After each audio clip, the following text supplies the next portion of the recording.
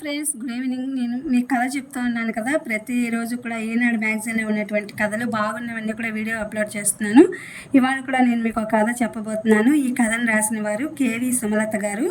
మనసుకి మరణం అనే కథ అనమాట. ఈ కథని మనం చెప్పుకుందాము, ఇవాళ చూద్దాం. చాలా కాలానికి కథ రాయాలని పెన్ను పేపరు తీసుకుని కూర్చున్నాను.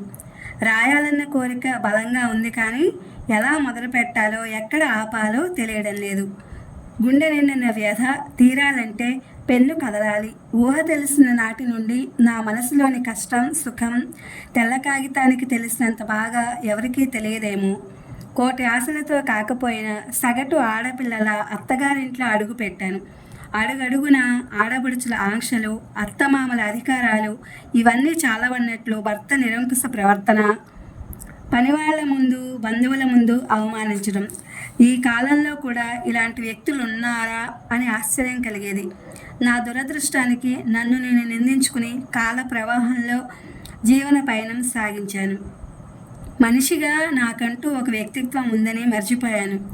నేను మంచి పని చేసినా మా ఆయన దృష్టిలో చెడ్డగానే కనిపిస్తుంది. నాకంటూ తెలివి ఉండడం అన్న ఆలోచన ఆయన భరించలేరు.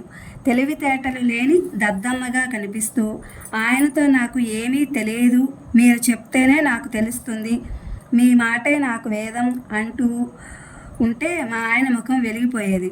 నాకు మాత్రం ఆయన ముఖంలో అహంకారం చూస్తుంటే నేను చెప్పేది పచ్చి అబద్ధమని పెద్దగా అరవాలనిపించేది.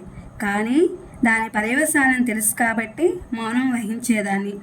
నాకు మీరు ఊహించుకునేదానికన్నా ఎక్కువే తెలుసు.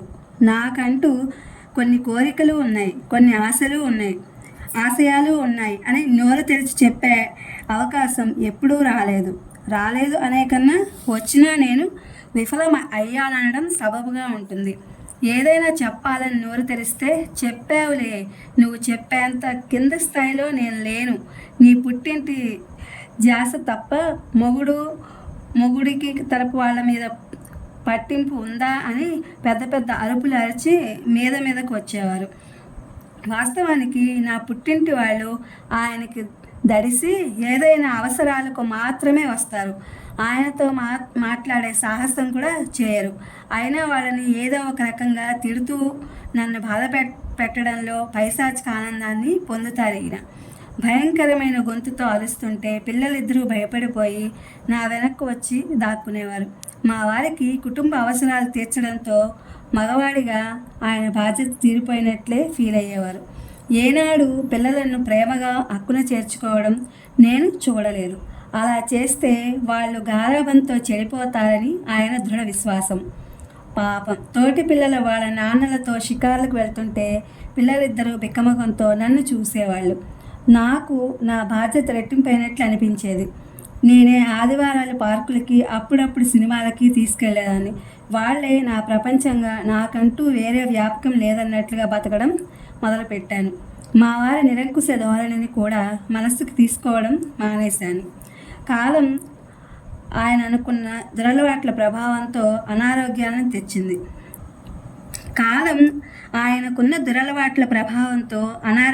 తెచ్చింది. వాటి వల్ల ఇంకాస్త కోపం అసహనం పెరిగాయి. అప్పటి వరకు మానసికంగా నలిగిపోతున్న నేను శారీరకంగా కూడా బాధింపబడడం మొదలయ్యింది. అన్నీ పిల్లల కోసం భరించేదాన్ని. దూరంగా ఉన్న పుట్టింటి వాళ్ళకు కూడా నా బాధ ఎప్పుడూ చెప్పుకునేదాన్ని కాదు. దానివల్ల ఎటువంటి ఉపయోగం లేకపోగా వాళ్లను బాధకు గురి చేయడం నాకు నచ్చేది కాదు. నాలాంటి దుస్థితి పగవాళ్లకు కూడా రాకూడదని దేవుడిని నిత్యం ప్రార్థించేదాన్ని. నా అదృష్టం జీవిత భాగస్వామి విషయంలో లేకపోయినా కన్న పిల్లలిద్దరూ మాట వినేవారు. నా పెంపకంలో చక్కటి విద్యను అభ్యసించారు. నేనంటే ప్రాణంగా ఉండి చెప్పిన మాట వినేవారు. అవకాశాలు వాళ్ళను వెతుక్కుంటూ వచ్చాయి. ఇద్దరు పిల్లలు నా రెండు కళ్ళు అనుకునేదాన్ని. చదువు నిమిత్తం విదేశాలకు వెళ్తామంటే ఆయన ససమేరా వద్దు అన్నారు. అప్పటి వరకు అన్నింటినీ మౌనంగా సహించే నేను ఊరుకోలేదు. నా బంగారం అంతా ఇచ్చేశాను. ఎడ్యుకేషన్ లోన్ తీసుకుని పంపమని వాళ్ళను నిరాశపరచవద్దని గొడవ చేశాను. పెద్దవాడు వెళ్ళిన 2 ఏళ్లకు చిన్నవాడు వెళ్ళాడు. వెళ్ళినందుకు పిల్లలు కష్టపడ్డారు, చదువు పూర్తి చేసుకుని ఉద్యోగాల్లో స్థిరపడ్డారు, లోను కట్టేశారు. నా బంగారం నాకు తిరిగి వచ్చేసింది. ఉదయం సాయంత్రం పిల్లల మాటలతోనే తెల్లవారేది, పిల్లల మాటలతోనే రాత్రి అయ్యేది. పెద్దవాడు వేరే కులం అమ్మాయిని చేసుకుంటానని మెల్లగా నా చెవిన వేశాడు. గుండె గుబేలమైంది. ఆయనకి ఎలా చెప్పాలా అని భయపడ్డాను. కానీ చెప్పకపోతే వాడితో బాధ, చెప్తే ఆయనతో గొడవ. తప్పదని అర్థం చేసుకుని ఆయనకి చెప్పాను. అనుకున్నట్లే ఇంతెత్తున ఎగిరిపడ్డారు. సర్ది చెప్పాలనుకున్నా ఎంత మాత్రం వినలేదు. వద్దన్నా అమెరికా పంపించావు కదా, ఈ పెళ్ళి కూడా నువ్వే కుదిర్చావా, అందుకే సర్ది చెప్తున్నావా అని చెంప పగలగొట్టారు. నాకేమీ తెలియదు అన్న మూర్ఖంగా వాదించారు. ఇవేమీ బాబుకి చెప్పకుండా అన్యకులస్తులను చేసుకోవడంలో సమస్యలు చెప్పడానికి ప్రయత్నించాను. వాడు చేసుకుంటే ఆ అమ్మాయినే చేసుకుంటాను, నువ్వు వద్దంటే ఇలాగే ఉండిపోతాను అన్నాడు. చేసేదేమీ లేక ఆయనతో మళ్ళీ పోరాటం సాగించాను. ఎన్నో రోజులు నాకన్నిటి ఫలితంగా వాడి పెళ్లి జరిగింది. సంతోషంగా తిరిగి మళ్ళీ అమెరికా వెళ్ళిపోయారు. వాళ్ళు వెళ్ళిపోయినా ఆ పెళ్ళి నా కారణంగానే జరిగిందని గొడవ జరిగినప్పుడల్లా ఈయన నన్ను మానసికంగా హింసిస్తూనే ఉన్నారు. ఒక్కోసారి ఆయనకు అందనంత దూరంగా పారిపోవాలని అనిపిస్తుంది, కానీ అది పిరికి వాళ్ళు చేసే పని అని నన్ను నేనే ఓదార్చుకుంటున్నాను. బాధ్యతల బరువు నుండి తప్పుకోవడం తప్పు అని సరిపెట్టుకుంటాను. కొంతకాలానికి రెండో వాడికి ఆయన బంధువుల తరపున సంబంధం కుదిరింది. మా వారి హడావిడికి అంతే లేకుండా పోయింది. పెద్దవాడి పెళ్లిలో పోయిన పెత్తనమంతా ఇప్పుడు చూపించుకుంటున్నారు. అజమాయిషీ చేశారు. ఆరోగ్యం సరిగా లేని మనిషి కావడం వల్ల నీరసపడ్డారు. పెళ్లిలో స్టేజ్ మీద పంతులు గారు అడిగిన కండువా వెతుకుతున్న నా మీద మర్చిపోయావా, అసలు పెట్టావా లేదా, నీలాంటి చవటని పెళ్లి చేసుకోవడం నా ప్రారంధం అని అరుస్తూ కళ్ళు తిరిగి పడిపోయారు. అప్పటికే బ్యాగ్ అడుగు నుంచి తీసిన కండువా నా చేతిలో ఉంది. పడిపోయిన ఆయనను అందరూ చుట్టుముట్టారు.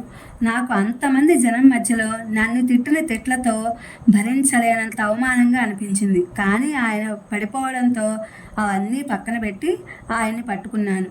ఎవరో పంచదార నీళ్లు తెచ్చి నోట్లో పోయడం వల్ల కళ్ళు తెరిచారు. పెళ్ళి ఆపకుండా తాళి కట్టించమని చెప్పి మేము ఆయనని హాస్పిటల్కి తీసుకెళ్ళాం. డాక్టర్ 2 రోజులు ఉంచమన్నారు. అటు ఆయన బాధ్యత, ఇటు పెళ్లికి వచ్చిన బంధువుల బాధ్యత, పెళ్లి కూతురు తరపు మర్యాదలు చూసుకోవడం నాకు తలకు మించిన బరువైంది. శారీరకంగా మానసికంగా నలిగిపోయాను. పిల్లలిద్దరికీ వారి వారి అత్తగారి కుటుంబాలకు మర్యాద లోపం లేకుండా చూసుకోవడం మీద ఉన్న శ్రద్ధ అమ్మ అలసట మీదకు మళ్ళలేదు. కొత్త మురిపెన్లో ఉన్నారని సరిపెట్టుకున్నాను పిల్లలు. కానీ పెళ్ళికి వచ్చిన ఆడపడుచులు కానీ నా మీద అలా అరవడం తప్పు అని ఆయనతో చెప్పలేదు. నా మానసిక పరిస్థితి గురించిన అక్కర ఎవరికీ లేదనే తెలిసింది. అంటే దాని అర్థం ఎప్పుడూ అరిచేలాగానే ఆయన అరిచారు, ఎప్పుడు సర్దుకున్నట్లే అమ్మ సర్దుకుంది అని పిల్లలు పెద్దలు అనుకున్నారు. అది నన్ను చాలా కుంగదీసింది. ఎందుకో ఎప్పటిలా నార్మల్ అవలేకపోయాను. పెళ్ళి సెలవులు అయిపోయాయి. పిల్లలు వెళ్ళిపోయే రోజు వచ్చేసింది. మా ఇద్దరిని కూర్చోబెట్టి ముందుగా పెద్దవాడు, డాడ్, అమ్మ, మీరిద్దరూ ఇలా గొడవ పడుతుంటే మేము అక్కడ స్థిమితంగా ఉండలేం, వర్క్ పైన కాన్సన్ట్రేషన్ చేయలేం, వర్క్ ప్రెషర్ ఎక్కువ ఉంటుంది, కాబట్టి మీరిద్దరూ గొడవ పడుతుంటే మేము తీరిగ్గా కూర్చుని సర్ది చెప్పడం కూడా కష్టమే, అర్థం చేసుకోండి అన్నాడు. నాకు కరెంట్ షాక్ తగిలినట్లయింది. నోరు తెరిచి వాడినే చూస్తున్నాను. అంతలో చిన్నవాడు, నిజమే అమ్మా, మీరిద్దరూ మీకు నచ్చినవి ఉంటే నచ్చనిది ఉంటే మాట్లాడకుండా సైలెంట్గా అవ్వండి, నచ్చితే మాట్లాడుకోండి, లేకపోతే మానేయండి, కొంతకాలం వేరువేరుగా ఉంటాము అంటే మేము ఏర్పాటు చేస్తాం అన్నాడు. నాకు నోటి వెంట మాట రాలేదు, కళ్ళల్లో నీళ్లు కూడా రాలేదు. నా పిల్లలైనా వీళ్ళ కోసమైనా నేను ఇంతకాలం అష్టకష్టాలు పడింది, నేను గొడవ పడతానా, నువ్వు ఎదురు తిరగకుండా ఆయన కలుపులు అలవాటు చేశావు అనేవాళ్ళు కదా అని మర్చిపోయారా? లేక డాడీకి అనారోగ్యం ఉంది కాబట్టి అమ్మతో కలిపి చెప్తే సరిపోతుంది అనుకున్నారా? అలా గొడవపడడం నాకు వచ్చి ఉంటే వాళ్ళ జీవితం ఇలా ఉండేది కాదు అని వాళ్ళు మర్చిపోకూడదు కదా. సంఘటన జరిగినప్పుడు నా తరపున ఎవ్వరూ మాట్లాడలేదు. అంటే ఆయన ఆరోగ్య సమస్య వల్ల అని సరిపెట్టుకున్నాను. తర్వాత ఆయనతో అమ్మని అలా అందరి ముందు అవమానించడం తప్పు అని చెప్పలేదు. అంటే పెళ్లి సరదాల్లో ఉన్నారని మనసుకు సర్ది చెప్పుకున్నాను. పిల్లలు ఫోన్ చేసినప్పుడు అప్పుడప్పుడు నా బాధను చెప్పుకునేదాన్ని.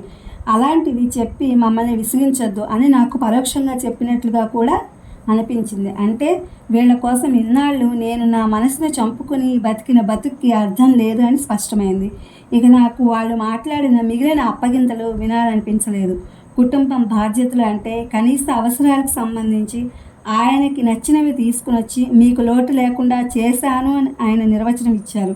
కనీస అవసరాలకు సంబంధించి కావాలంటే పంపుతాము, ఏటీఎం కార్డు ఇస్తాము, వాడుకో, మంచి హాస్పిటల్కి వెళ్ళండి, నిశ్శబ్దంగా నీ కష్టాలు నువ్వు పడు అని నా పిల్లలు నిర్వచనం ఇచ్చారు. నాకంటూ విలువ ఎప్పుడూ లేదు, ఉండదు అని పూర్తిగా అర్థమైంది. పిల్లలతో ఎయిర్పోర్ట్ వరకు వెళ్ళినప్పుడు ఎప్పటిలా నాకు ఏడుపు రాలేదు. బహుశా అప్పటికే నేను మానసికంగా బతికి లేనేమో.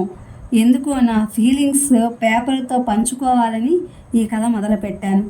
అయ్యో, ఎందుకో నా చేతిలో పెన్ను జారిపోయింది. ఏదో చీకటి కమ్ముకున్నట్లు అనిపిస్తోంది. రాయలేకపోతున్నా. ఇక నాకు ఈ బాధ నుండి విముక్తి వచ్చేస్తుందా? అంతేనా? ఏదో ఏడుపులా వినిపిస్తోంది. నా చేతి మీద ఏవో నీటి చుక్కలు పడుతున్నట్లు అనిపిస్తోంది. ఏమిటిది? నా కళ్ళు తెరవడానికి కష్టం అనిపిస్తోంది. శాంతి, లేచావా? దేవుడు కరుణించాడు. స్వామి, నా తప్పులు సరిదిద్దుకునే అవకాశం ఇవ్వు అన్న మాటలు వినిపిస్తున్నాయి. ఆ గొంతు మా ఆయనది. ఇదేమిటి ఇలా మాట్లాడుతున్నారు అని బలవంతంగా కళ్ళు తెరిచాను. మా వారు నా పక్కన కూర్చుని ఉన్నారు. ఏడుస్తూ ఏదేదో మాట్లాడుతున్నారు. నాకు అది కొత్తగా వింతగా అనిపించింది. శాంతి, నన్ను క్షమిస్తావా? ఇదేమిటి? మీరు నన్ను మాటలు మింగేశాను. మంచినీళ్ళ కోసం చాలాసేపు పిలిచాను, నువ్వు పలకలేదు. లేచి వచ్చేసరికి నువ్వు హాల్లో సోఫా మీద పడిపోయి ఉన్నావు. నిద్రపోతున్నావేమో అని తట్టి లేపా. స్పృహ లేదు, నీళ్లు చల్లిన చలనం లేదు. చాలా కంగారు పడ్డాను. ఈలోగా నువ్వు రాసుకున్న పేపర్స్ నీ పక్కన ఉండడంతో చదివా. ఇన్నాళ్ళు నేను నీ పట్ల ప్రవర్తించిన తీరు, నువ్వు అనుభవించిన బాధ అన్నీ అర్థమయ్యాయి. ఇంతకాలం ఎంత మూర్ఖంగా ఉన్నాను నేను. నా కళ్ళకు కప్పిన పొరలు తొలగినట్లయింది. నువ్వు నాకు దూరం అయిపోయావు అనిపించింది. నా తప్పులు నేను సరిదిద్దుకునేది ఎలా అని దిక్కు తోచలేదు. ఎప్పుడూ దేవుడిని తలవని నేను నీకోసం ఆయనను ప్రార్థించాను. నన్ను క్షమించగలవా శాంతి? గొంతంతా దుఃఖంతో నిండి ఉంది. ఆయనని ఏడవద్దని వారించాను. నిజంగానే ఆయన తన తప్పును తెలుసుకున్నారా? ఇన్నాళ్లకు ఈ జీవిత చరమాంకంలో మనసుకు ఏదో తెలియని ఊరట. కళ్ళు మూతలు పడుతుంటే నిద్రలోకి జారుకున్నాను. ఇది ఫ్రెండ్స్, ఇవాళ మనసుకు మరణము అనే ఒక కథ. ఇది నేటి సమాజానికి అర్థం పట్టే విధంగా ఉంది. ఈ కథ చాలా బాగుంది. తల్లులను అర్థం చేసుకోవాలి పిల్లలందరూ కూడా అనే ఒక దాంతో ఈ కేవి సుమలత గారు బాగా రచించారు. ఈ కథను బాగా రాశారు. Please my channel like, share, subscribe and comment. ఈ కథ బాగుందని నేను వీడియో అప్లోడ్ చేస్తున్నాను, ఇది వినండి. ఈ కథ నిజానికి చాలా బాగుంది. ఇందులో బోల్డంత అర్థం ఉంది. ఓకేనా? Thank you for watching. Thank you for your support.